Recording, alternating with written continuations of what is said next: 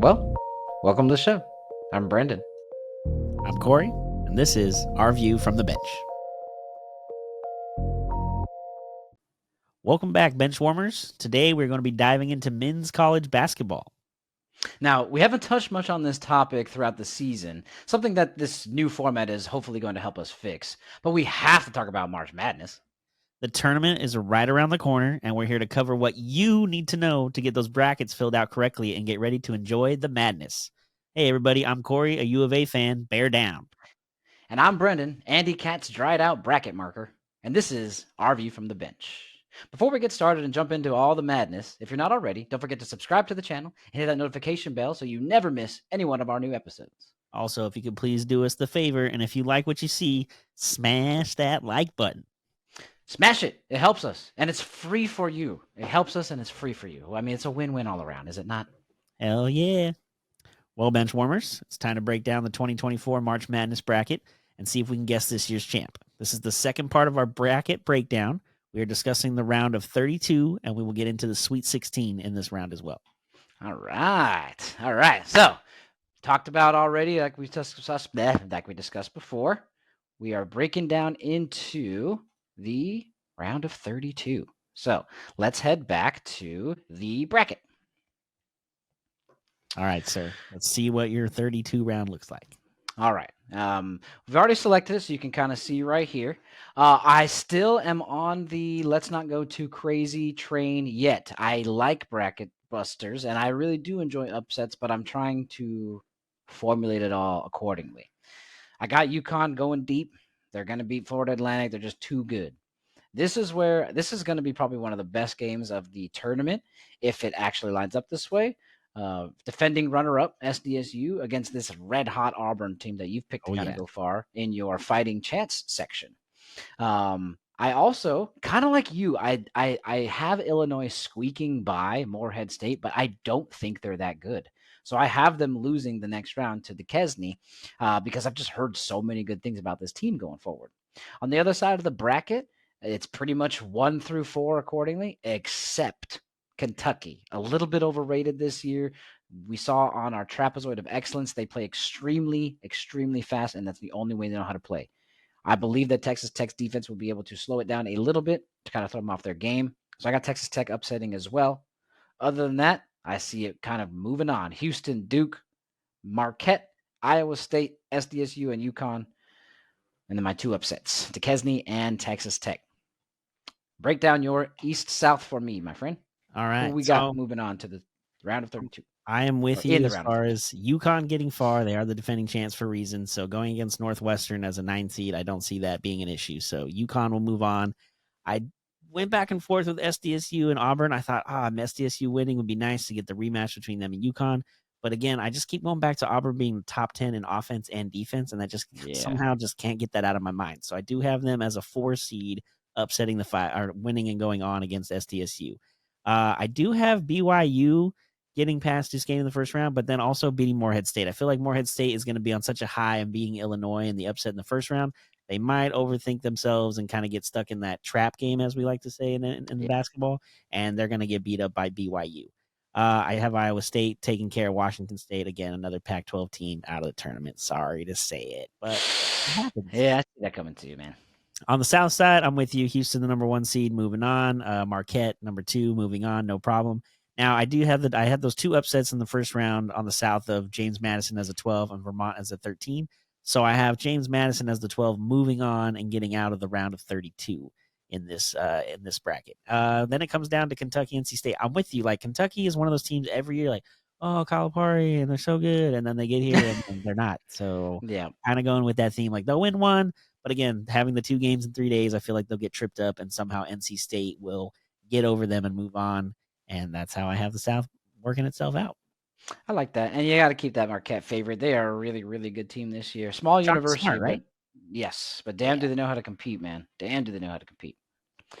All right, going to the other brackets. We got West and Midwest. Now here is where it all comes crashing down for me. I had to get my 1 seeds out somewhere, and this is where I've decided to do it because I could not see it happening anywhere else. Michigan State and Tom Izzo. Tom Izzo, man, and this is not a knock on. I forgot his name. I'm sure he's a great gentleman. The guy who took over for Roy Williams in North Carolina. But Tom Izzo's Uh, been doing this since before I was born, damn near. Something Hubbard, right? Yes, I forgot his first name, but I think Yeah. you're correct. Thomas has been doing this since before I was freaking born, basically. So I've got the experience, and we have to pick upsets somewhere. So I've got Michigan State taking out North Carolina. Dang, knocking out a one early. I'm still with you on the Alabama. I have them beating Grand Canyon University. I do have Grand Canyon upsetting St. Mary's, but I think Alabama is a better team. I think they take that one. New Mexico, another upset. I'm telling you, my Lobos, dude, there's something about them this year. I'm thinking they're going to go far. And I haven't heard much from Baylor really since they won the national championship a couple of years ago. Very true. So I think they're kind of on a downswing. I'm wrong with your Wildcats though, bro. Yes. Bear down. I got them going. Yeah. I think I have them going fairly far. So we'll keep that moving. Hell yeah. As I believe I discussed the last round, but we were talking about it in a matter of St. Peter's. I got Tennessee up, kind of taking care of Colorado State is who I think they're going to be playing and beating. I know you were on the Creighton is equal to Gonzaga bandwagon, and I have almost nothing to dispute you on it. But I'm going to run with the McDermott Sr., and I think he's going to be getting rid of the Ducks in the round of 32. Kansas, I think, holds on for one more round. I do think that that injury is huge, but because they get to play a 12 seed and a 13 seed, I think they may be able to squeak one out. We'll see how much further they go after that, though, in my bracket. And then the last upset is the Boilermakers seem to always figure out a way to freaking blow it. And what better than lose to the Horned Frogs? So I'm taking TCU over Purdue, being that, hopefully TCU makes it out of that Utah State game. So I got 2 1 seeds coming crashing down in the West Midwest, my friend. Yeah, I gotta get it sometime, By the end of the first weekend, 2 number ones out. Yikes! You never know. You never know. You're true. You're true. All right, let me know where you've got Midwest. All right, so I didn't go with the upset you had as the 1 seeds. I do have North Carolina beating Michigan State, only because I think North Carolina, I don't know, for some reason. They're really talented, bro. They are, and yeah. I just feel like they're going to be able to take care of Michigan State. Now, again, I'm not arguing with you as far as Izzo is concerned. He's a great coach. They have a great program there. I don't know, I just feel like they're going to run out of steam once they get that first win. I'm with you there on the Alabama Grand Canyon, which we both had as that as the matchup in this round. I think Alabama, again, I keep going back to a top 10 in both offense and defense, which is rare in this sport. So it's going to work for them in that sense. I'm with you on the Lobos upsetting Baylor. I feel like they just got all the momentum and from that tournament. They are super pumped about themselves, feeling good about themselves going to the tournament. So I feel like they're at least going to get out of this first weekend for sure. Yeah. And of course, I have Arizona. My Wildcats bear down, getting them losing. Hopefully, they get all the way this year, but I don't want to get my hopes up. No, don't hold your breath. Yeah, no, I'm not. And then going to the Midwest side, again not with you on the number 1 seeds going down. I think like Purdue last year, they lost early, if not in the first round. I think so. I feel like this year with Eddie being its last season at the school, they're going to go for a little bit of a deep run, not necessarily get to the Final Four, but I feel like they're going to make at least a run to hopefully the Elite 8 with this squad. I do have McNeese upsetting Kansas. I know Kansas doesn't have their best player, and like you said, they sneak by a Sanford 13 seed. I don't know. I feel like McNeese, again, their coach has been there before and has this team ready in his first year there. I think they're going to really make some noise and hopefully get to that Sweet 16 area, but that's just my opinion. Then it comes down to Tennessee as a 2 seed. I'm with you. Tennessee is too good. I think Connect is just a dead-eye shooter, and in this game in the tournament, if you could shoot from outside, you have a much better chance with your guards to get beyond and continue moving. So I think that's what's going to happen. And then I have a 14-6 in the second round here in South Carolina and Akron. I feel like South Carolina is just going to keep rolling. I know it's not the team like we talked about, but I just want to make sure we're on the same page. This is the men's bracket. Yes, correct. I still feel good about South Carolina and them getting on to the next round and knocking Akron out, which again, Akron upsetting Creighton in the first place. They're not even supposed to be there. So I think South Carolina takes care of them and moves on to the next round. Awesome. Nice. All right. Well, you already know who we have going into the Sweet 16. Let's see who we've got taking some of these games. Back to me. Here we go. All right. So, making it into the Elite 8, we have UConn beating SDSU.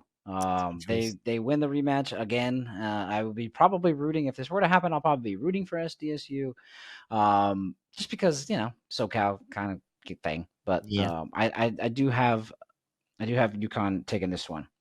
This is also where Duquesne's run comes to an end. Iowa State is one of the best teams in the tournament, albeit a 2 seed, and I think they're kind of liking the being able to hide under the guise of a 2 seed because they were borderline 1 seed, but people will kind of overlook them a little bit because the ones, it's all about the ones. So Very true. I think Iowa State kind of makes it as well.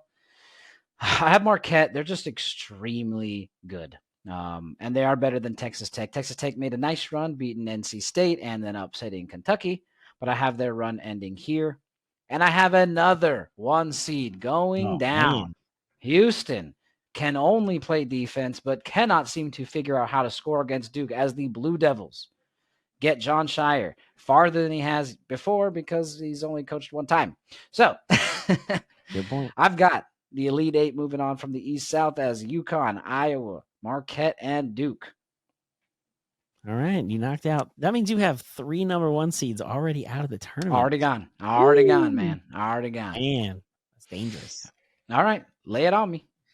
All right, here's my upset in the first round. I'm finally getting rid of a 1 seed. I see Auburn beating Connecticut. I think UConn, again, being the defending champs, haven't been there, knowing what to do. But I just feel like, again, I can't get over Auburn. I don't know what it is about Auburn and Bruce Pearl and them just having all the numbers kind of in their favor. I think they're going to upset UConn and have a real chance to make a run that's even deeper than this. And I feel like UConn's just going to run out of steam a little bit because eventually doing back-to-back is, again, hasn't been done in 17 years. It's not an easy thing to do in the sport. And even before then, I think it was Duke in the early 90s. So it's very hard to do, especially with this day and age. Guys don't stay for more than a year, maybe 2 years if you're lucky. So I feel like UConn's going to run out of steam. My first number 1 seed out of the bracket right there. Okay. All right. Then when we come down to it, I'm with you on the Iowa State, man. I think they're going to make a deep run here. They're feeling good about themselves. Everyone's kind of talking about them, but not too much to the point where it's getting in their heads. And again, they have a complete team. They do a little bit of everything well, and I think that's going to continue and get them to the next round. Now, South. I'm not with you on the 1 seed. You keep knocking all these 1 seeds out. It's too close. I can't do that yet. I do have Houston taking care of Nebraska. As much as I would love to see Nebraska keep playing, I have Houston moving on and getting into the Elite 8. I see it happening. I feel good about Houston. I know you said they don't score a lot of points, but defense travels, and I feel like defense is more important when it comes to the tournament at this time of the year. And then my last one, I'm with you on Marquette. Marquette's going to just keep on rolling. I think Shaka Smart has been a good coach for a long time. When he was at Texas, and VCU was where she started back in the day and kind of built that program up. I remember that, Yeah, I think he's going to continue Marquette and just get them rolling. And again, I don't know, just Marquette feels like they could be not even a Cinderella because they're a 2 seed, but I feel like they kind of get forgotten about just because of all the other number 1s and number 2s that usually get talked about a little bit more than most. Yeah, they're big schools. Yeah, Marquette's kind of like, Marquette. I feel good about Marquette. I see them moving on. All right. Okay. Nice. Well, let's move to the West Midwest. Oh no, that's where is that where we're at? Yeah, West and Midwest. Yep. Okay. So obviously I've had them falling. Michigan will be playing Alabama as I have it, and I've got Alabama moving forward as well. They are rolling, and Michigan State was barely able to squeak by North Carolina in my bracket, so I've got Alabama moving forward.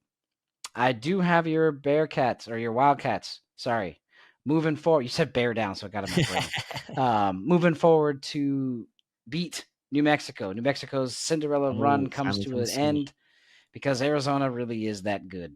They don't have Sean Miller. That's not a knock on Sean Miller, but the sweaty man could never seem to get it done for Wildcats. So maybe a new coach and a new system will be able to kind of help get them over the top. We'll see what this kind of continues here. Now, this is kind of where it kind of gets a little bit interesting for me. And I have TCU. I don't know how I have it. I just don't think these teams are very good. But this is where I have TCU taking out Kansas. That their best player being hurt is huge. I think it's a big knock on them, and especially since he's a guard. So the guy who has the ball all the time is not going to be there. Yeah. Not great when your team's going into a tournament. So I do think that Kansas squeaks by a couple of the seeds that they're able to, but when they finally run into a little bit better of a team in TCU, I think they lose it here. Yeah. And I have Tennessee. I do see Creighton's run coming to an end here because I'm all in on this Tennessee team. I think they're doing really, really well. They play both sides of the ball really well, and I have them moving on. So Alabama, TCU, Tennessee, and Zona. Yeah, Zona. That's what I like to hear. I know you do. All right, West Midwest for you, sir. All right, so this is where I finally have a 1 seed going down. Alabama All is right. going to beat North Carolina. I feel like Alabama, again, the SEC, they had the hardest schedule in the country this year. Really good on offense, okay defense, but they're an up and down, move the ball quick up the court. I feel like they're going to be able to outrun North Carolina and get past them and knock out a 1 seed. And again, when it comes to New Mexico and Arizona, I'm not going against the Wildcats yet. I just feel like this might be the final chance that they have to make an actual run at a title. I'd like to see them win another one because when they won in 97, I don't really remember that happening. I remember it took place, but I wasn't as invested as I am at we this weren't point. as that old. Yeah. So I would love to see them get an actual opportunity to win another title. So I see New Mexico with, like you said, the Cinderella run coming to an end. And then I still can't. I can't go against Purdue. I don't know what it is. I know they usually screw it up and don't get very You and Zach far. Edey, huh? Yeah, I don't know what it is. I feel like even though we've talked about guard play is usually the thing that gets you in this tournament further and further, but for some reason, with it being his last year already announced and he's going to leave, there's something about this team. I feel like they're just going to really try to make a run. I feel like this is them knocking out McNeese and finally getting their Cinderella story to an end as well. And then I really struggled with this one with Tennessee. I feel like they're really good with Connect, but again, I don't know what it is. You're all over this Gamecocks team. I don't know it's what the it is about men's South Carolina. tournament, Corey. I don't know. They got me. I don't know. Some of the numbers I read, their offense and defensive numbers are pretty solid. I just feel like they're going to upset, and I got a 6 seed moving on to the Elite 8, which is crazy. Hey, anything can happen, man. Anything That's why can they happen. do the tournament. That's why they play it. That is exactly why they play it. So, well, that was a little bit of a rundown. We covered the round of 32, who's winning, and the Sweet 16, who's winning that. Make sure you check out the rest of our March Madness bracket series, where we go through the entire bracket in 3 parts. This being part 2. Hey, go in order. Go check out them up. Go in order. Okay. Appreciate y'all. Thank you for stopping by and seeing things from our view from the bench. I'm Brendan. And I'm Corey. Like we always say, enjoy the sports until we talk again. Peace.